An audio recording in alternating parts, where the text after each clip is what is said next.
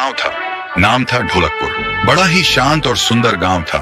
लोग हमेशा खुशी से झूमते थे क्योंकि उस गांव में रहता था महाराज रायस्टार, जो अपने गांव के लिए एक शेर था, जो कभी अपने लोगों के साथ गलत होने नहीं देता था। लेकिन उस गांव में छुपा था एक डरावना राज, एक राज जो सबके दिल में था पर जुबान पे नहीं। गांव के बीच एक सूखा हुआ पेड़ था जिसे लोग कहते थे श्रापित पेड़।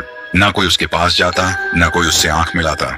हर पूर्णिमा के अगले दिन उस पेड़ के नीचे एक लाश मिलती थी। लोग कहते रात में कोई आता है और लाश छोड़ जाता है, लेकिन कभी किसी ने कुछ देखा नहीं, और देखता भी कैसे। जो देखता वो अगले दिन पेड़ के नीचे होता था। एक दिन रायस्टार ने ठान लिया, बस अब और नहीं, इस राज का अंत मैं ही करूंगा, क्योंकि ढोलकपुर का नाम मिट्टी में मिल रहा था। फिर एक पूर्णिमा की रात रायस्टार चुपके से जाकर पेड़ के पास बैठ गया। रात के 2 बजे एक आवाज आई,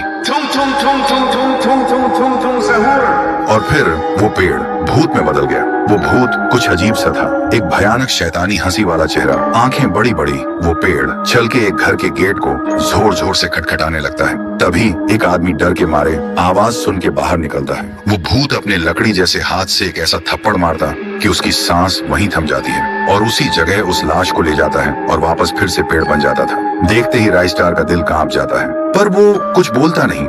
सुबह लोग भीड़ में जमा हुए और रायस्टार ने पहली बार उस पेड़ से बात करने की कोशिश की। पेड़ के अंदर से एक आवाज निकली, क्या तुम सब भूल गए मुझे?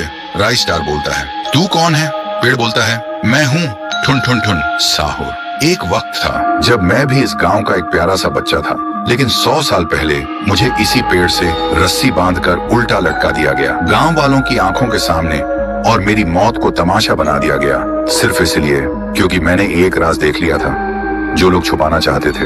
और उसी पल से मेरी रूह इस पेड़ से जुड़ गई। उस दिन से मैं इंसान नहीं, एक सज्जा बन गया, और हर पूर्णिमा में एक राजदार को चुनता हूँ और फिर उसे उसकी खामोशी का हिसाब देता हूँ। रायस्टार बोलता है, लेकिन अब तो वो लोग मर चुके हैं ना, जो तेरा कसूरवार थे। अब तू मासूम लोगों को क्यों मार रहा है? पेड़ कुछ देर चुप रहता है, फिर बोलता है, ठीक है, बस एक बार मुझे याद करो, एक दिया जला दो, फिर मैं कभी किसी को नहीं मारूंगा। फिर रात में सब लोग आते हैं, एक एक दिया जलाते हैं, और तभी पेड़ अपने आप से आग पकड़ लेता है, और आखिर में मुक्ति मिलती ठुन ठुन ठुन साहुर को।